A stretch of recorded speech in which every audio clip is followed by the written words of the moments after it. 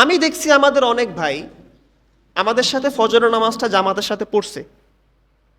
ফজরের নামাজ জামাতের সাথে পড়ার পরে কোনো কারণে ওই ভাইয়ের হয়তো সে ফজরের আগে 2 রাকাত সুন্নতটা পড়তে পারে নাই কোনো কারণে, দেরি হয়ে গেছে।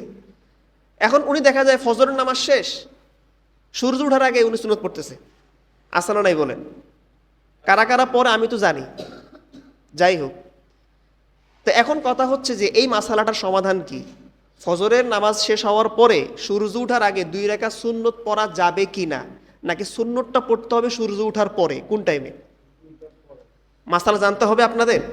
নবীজি তার এক হাদিসে পাকের মধ্যে বলেছেন, বুখারী শরীফের হাদিস, নাহা আন সলাতাইনে বাদ আল ফজরি হাত্তা তাতলু আশ-শামস ওয়া বাদ আল আসরি হাত্তা তাগরুব আশ-শামস। নবীজি 2 সময়ে আমাদেরকে নামাজ পড়তে নিষেধ করছেন। একটা হচ্ছে ফজরের নামাজের পরে সূর্য ওঠার আগে, তখন নামাজ পড়া যাবে না, ও হোক ফজরের সুন্নত অন্য যে কোনো নামাজ। আরেকটা হলো আসরের নামাজের পরে সূর্য ডুবার আগে, তখনও নামাজ পড়া যাবে না। তবে আপনার যদি আসরের নামাজ কাজা হয়ে থাকে, আপনি চাইলে সূর্য ডুবার আগেও পড়ে নিতে পারবেন, সমস্যা নাই, নামাজটা আদায় হয় মাকরুহের সাথে।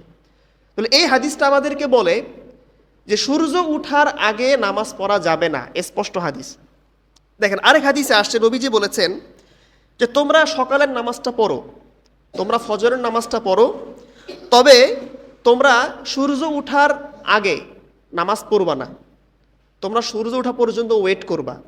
কারণ যখন সূর্যটা উঠে তখন সূর্যটা শয়তানের 2 শিঙের মাঝখান দিয়ে উঠে, আর ওই সময় যারা সূর্য পূজারী তারা শয়তানকে সিজদা করে, নাউজুবিল্লাহ।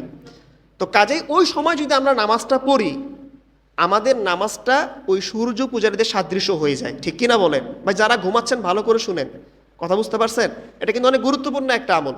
3 নম্বর হাদিস শুনেন, নবীজি বলেছেন যে ব্যক্তি ফজরের 2 রাকাত নামাজ পড়তে পারবে না, পড়তে পারে নাই, কাজা হয়ে গেছে, ফরজ হোক সুন্নত হোক, ওই ব্যক্তি ওই নামাজটা আদায় করবে সূর্য উঠার পরে। কথা কি বুঝতে পারছেন?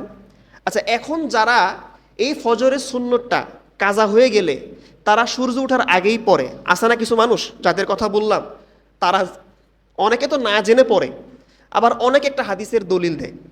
হাদিসের দলিলটা আপনি দেখেন, আপনি শুনলে বুঝবেন যে হাদিসটা আমাদের জন্য কতটুকু আমলযোগ্য। কায়েস রাদিয়াল্লাহু আনহু বলেন যে একবার আমি সকালবেলা নবীজির সাথে ফজরের নামাজটা আদায় করছি মসজিদে। ফজরের নামাজ আদায় করার পরে আমার ফরজ নামাজ পড়া শেষ, আমি সূর্য ওঠার আগেই আমি নামাজে দাঁড়ায় গেলাম, সুন্নত নামাজ পড়তেছি। যখন নবীজি মসজিদ থেকে বের হবেন, নবীজি আমাকে দেখলেন, তিনি আমাকে জিজ্ঞেস করলেন, ব্যাপার সমস্যাটা কি তোমার কায়েস? তো তিনি বললেন যে রাসূলুল্লাহ, আমি নামাজ পড়তে পারি নাই, সুন্নতটা কাজা হয়েছে, আমি সেই নামাজটা পড়তেছি। তখন তাকে নবীজি বলেছেন ফালা ইজান। কি বলেছেন ভাই? ফালা ইজান। এখন ফালা ইজান শব্দের অর্থ কি? এই শব্দের 2 অর্থ। ফালা ইজান শব্দের এক অর্থ হচ্ছে যে কোনো সমস্যা নাই, আর ফালা ইজান শব্দের আরেক অর্থ হচ্ছে অনুমতি নাই। এখন নবীজি যে কি বুঝাইছেন এটা নবীজিই জানেন। তুমি যে সুন্নতটা পড়তেছো সূর্য ওঠার আগে, হয় কোনো সমস্যা নাই অথবা অনুমতি নাই, অনুমতি আছে সূর্য ওঠার পরে। সুবহানাল্লাহ। যেহেতু শব্দটা অস্পষ্ট, এরকম একটা অস্পষ্ট হাদিস দিয়ে দলিল দেওয়া যাবে না, বরং যেহেতু বিপরীতে অনেকগুলো স্পষ্ট হাদিসকে আমরা পাই, যে হাদিসে নবীজি আমাদেরকে স্পষ্ট করে বলেছেন যে ফজরের নামাজের পরে সূর্য ওঠার আগে কোনো নামাজ পড়া যাবে না, পড়তে হবে সূর্য ওঠার পরে।